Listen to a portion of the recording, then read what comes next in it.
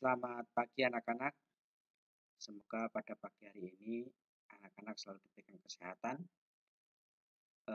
Sebelum pembelajaran pada pagi hari ini kita mulai, terlebih dahulu mari kita bersama-sama laksanakan doa. Untuk doa sesuai agama dan kepercayaannya masing-masing. Berdoa dimulai. Berdoa selesai. Baiklah anak-anak, untuk pertemuan pada pagi hari ini masih di tema 7, peristiwa dalam kehidupan, subtema 1, pembelajaran 5 dan 6.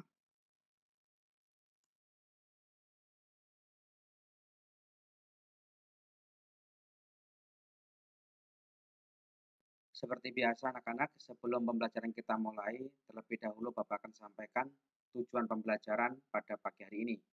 Tujuan pembelajaran yang pertama, dengan membaca siswa dapat mengidentifikasi dampak peristiwa Sumpah Pemuda 1928 secara tepat. Siswa dapat menyanyikan lagu dengan memperhatikan ketepatan nada dan tempo secara benar. Siswa dapat mengetahui perpindahan kalor secara tepat. Siswa dapat menjelaskan Kongres Perempuan Indonesia dengan benar. Siswa dapat menyebutkan upaya-upaya pelestarian kebudayaan nasional dengan benar. Siswa dapat mengidentifikasi sikap dan perilaku yang tepat dalam menghadapi keragaman dalam kehidupan sehari-hari. Bacalah teks berikut. Pengaruh Sumpah Pemuda 28 Oktober 1928 bagi perjuangan bangsa Indonesia adalah mendorong kesadaran masyarakat tanah air terkait pentingnya persatuan dan kesatuan. Seperti diketahui, sebelum Sumpah Pemuda diikrarkan, beberapa organisasi di Nusantara masih bersifat kedaerahan. Di antaranya Trikoro Darmo, Jong Sumatera Nenbon, dan Jong Celebes. Namun kelahiran Sumpah Pemuda berhasil mengubah hal yang tersebut. Sumpah Pemuda telah menggerakkan para pemuda dari berbagai suku, adat, dan bahasa untuk bersatu, membentuk negara merdeka yang bebas dari penjajahan. Kehadiran Sumpah Pemuda tidak hanya berpengaruh untuk masyarakat kala itu, namun juga terhadap kehidupan masyarakat masa sekarang. Sumpah Pemuda tersebut akan terus menginspirasi seluruh lapisan masyarakat tanah air untuk tetap menanamkan persatuan dan kesatuan hingga masa mendatang. Jadi, kita sebagai generasi penerus harus memperjuangkan rasa persatuan dan kesatuan bangsa kita. Walaupun kita berbeda suku, agama, dan ras, kita harus tetap bersatu demi NKRI. Jangan sampai perbedaan itu akan menjadi permusuhan.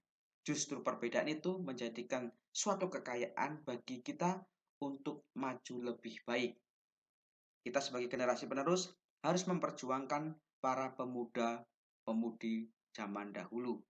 Kita jangan sampai sebagai generasi penerus hanya diam saja, hanya nerima saja, tetapi kita harus memperjuangkan atas jasa-jasa para pemuda-pemuda pada masa itu.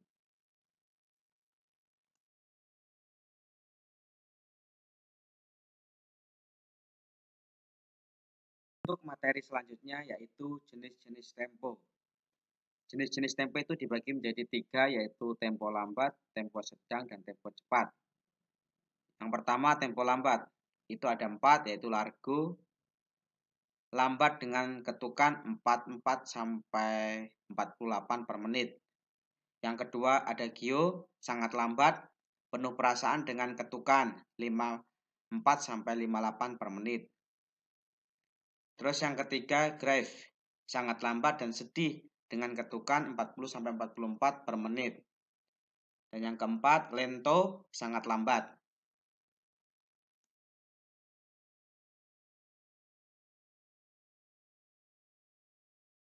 Tempo yang kedua adalah tempo sedang. Tempo sedang juga dibagi menjadi 4. Yang pertama moderato, yaitu merupakan tempo sedang 96 sampai 104 ketukan per menit. Yang kedua maestoso, merupakan tempo yang dihikmat dan agung 88 sampai 92 per menit. Yang ketiga, andantino, tempo yang cukup lambat akan tetapi lebih cepat daripada andante, yaitu 80 sampai 80 per menit. Yang keempat, andante, tempo yang perlahan-lahan, yaitu 76 sampai 84 ketukan per menit. Dan tempo yang ketiga adalah tempo cepat. Tempo cepat juga dibagi menjadi 4. Yang pertama, allegro, yaitu cepat dengan ketukan 132 sampai 138 per menit. Yang kedua, allegretto, yaitu agak cepat dengan ketukan 108 sampai 116 per menit. Yang ketiga, presto, sangat cepat dengan ketukan 184 sampai 176 per menit. Dan yang terakhir, vivace, cepat dan girang dengan ketukan 152 sampai 168 per menit. Nah, itu merupakan jenis-jenis tempo, ada tempo sedang, tempo lambat, dan tempo cepat. Baiklah anak-anak, untuk selanjutnya mari kita bernyanyi. Di sini ada satu lagu yang berjudul Bangun Pemudi Pemuda. Lagu Bangun Pemudi Pemuda, nada dasarnya adalah Do atau G, ketukan 4/4 marsiale. Ciptaan dari A. Simanjuntak. Mari kita bersama-sama menyanyi. Bapak hitung sampai 3 ya. 1, 2, 3. Bangun pemudi pemuda Indonesia, tangan bajumu sing-singkan untuk negara. Masa yang akan datang, kewajiban mula menjadi tanggunganmu terhadap nusa, menjadi tanggunganmu terhadap nusa. Yang kedua, sudi tetap berusaha, jujur dan ikhlas, tak usah banyak bicara, terus kerja keras, hati teguh dan lurus, pikir tetap jernih, bertingkah laku halus, hai putra negeri, bertingkah laku halus, hai putra negeri. Baiklah anak-anak, nanti anak-anak bisa menyanyikan di rumah dan selalu dihafalkan. Itu merupakan salah satu lagu wajib ya. Nanti tolong anak-anak dihafalin. Nanti kalau misalkan kita ada tatap muka, anak-anak boleh menyanyikan di sekolah ya. Tuh. Untuk materi selanjutnya yaitu mengembun dan menyuplin. Apa yang dimaksud dengan mengembun dan menyuplin? Mengembun adalah kata yang berasal dari kata embun. Embun sendiri merupakan uap-uap air yang kembali berubah menjadi air. Proses perubahan itulah yang disebut dengan mengembun. Jadi mengembun adalah proses perubahan benda dari benda gas menjadi benda cair. Sebagai contoh, anak-anak boleh lihat pada saat anak pagi-pagi bangun pagi, setelah pagi anak bisa melihat pepohonan yang ada di depan rumah anak-anak semuanya. Apakah di situ di daunnya ada air? Nah, itu merupakan mengembun. Walaupun semalam tidak hujan, kalau pagi-pagi di daun yang ada di pohon itu akan ada airnya. Itu disebut mengembun. Anak-anak boleh mencoba atau mempraktekkan atau melihat secara langsung jika pada saat anak-anak bangun pagi-pagi sekitar jam 6 atau jam setengah 7, anak-anak keluar dan lihat pohon yang ada daunnya. Misalkan ada yang pohon yang pendek gitu. Pasti basah daunnya. Nah, itu merupakan kejadian yang mengembun. Untuk materi selanjutnya yaitu menyuplin. Apa yang dimaksud dengan menyuplin? Peristiwa yang terjadi pada kapur barus yang wujudnya padat, lama-kelamaan akan habis karena menguap. atau disebut berubah wujudnya menjadi gas. Peristiwa tersebut dinamakan menyublim.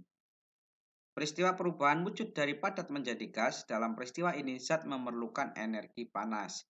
Jadi perubahan dari wujud benda padat ke gas itu akan membutuhkan energi panas dan disebut menyublim.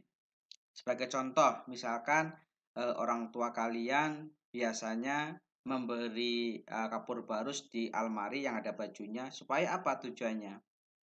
Itu misalkan biar wangi dan bisa terhindar dari hewan-hewan kecil seperti halnya kecoa. Dan lama-kelamaan kapur barus itu akan menjadi hilang atau berubah menjadi gas.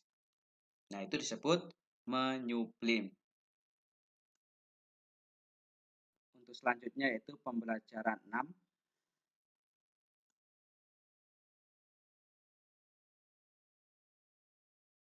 Baiklah anak-anak, untuk materi selanjutnya Bapak akan membacakan sebuah teks yaitu Kongres Perempuan Indonesia. Kongres Perempuan Indonesia merupakan upaya perjuangan kaum perempuan menuju kehidupan perempuan yang lebih luas.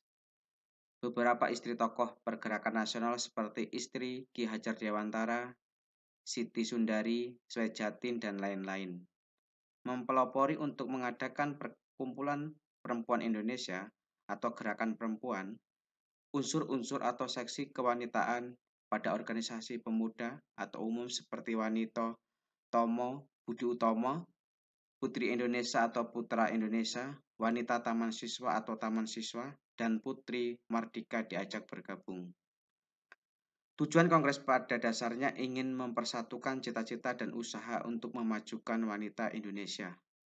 Di samping itu, juga ada keinginan untuk mengadakan gabungan atau membentuk perikatan di antara perkumpulan-perkumpulan wanita tersebut. Kongres Perempuan Indonesia berlangsung 3 kali. Pada tanggal 22 Agustus 1928 di Yogyakarta, diselenggarakan Kongres Perempuan Indonesia I. Hasil yang dicapai dalam Kongres adalah pembentukan gabungan atau Federasi Perkumpulan Wanita dengan nama Perikatan Perempuan Indonesia atau PPI yang dipimpin oleh Nyonya Sukanto. Berikut tujuan dari PPI. Yang pertama, memberi penerangan dan perantaraan kepada perkumpulan yang menjadi anggotanya. Yang kedua, membantu dana belajar pada anak perempuan yang pandai. Yang ketiga, mengadakan kursus kesehatan. Yang keempat, menentang perkawinan anak-anak. Yang kelima, memajukan kepaduan bagi anak-anak perempuan. PPI sendiri dalam kongresnya pada tanggal 28 sampai 31 Desember 1929 di Jakarta mengubah nama PPI menjadi PPII, Perikatan Perhimpunan Istri Indonesia.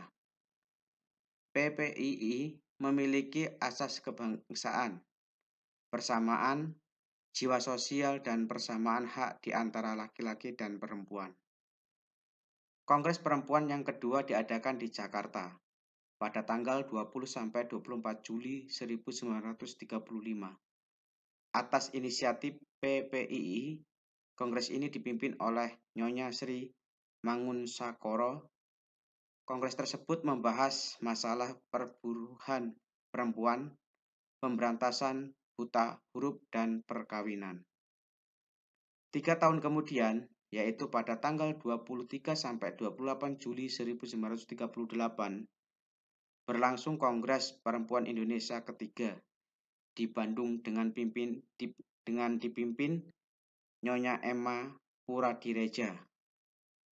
Kongres membicarakan tentang undang-undang perkawinan modern, soal politik, kaitannya hak pilih dan dipilih bagi kaum wanita untuk posisi badan perwakilan, serta penetapan tanggal 22 Desember sebagai Hari Ibu. Demikianlah cerita singkat tentang Kongres Perempuan Indonesia.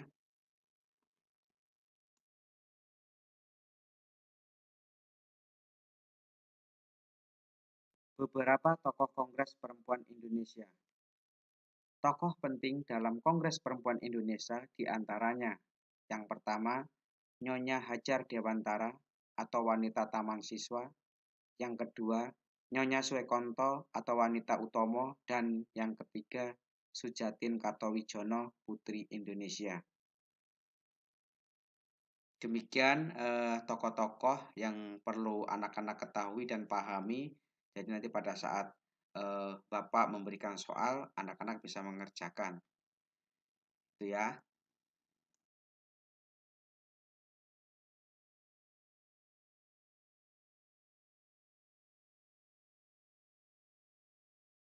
Baiklah anak-anak, seperti biasa di akhir pembelajaran ada evaluasi pembelajaran 5 dan 6. Di sini ada 5 soal, silakan kerjakan dan tulis di buku tulis. Nanti pada saat anak-anak masuk sekolah, nanti dikumpulkan. Semoga anak-anak selalu semangat mengerjakan soal-soal ini di rumah. Semangat, semangat, semangat!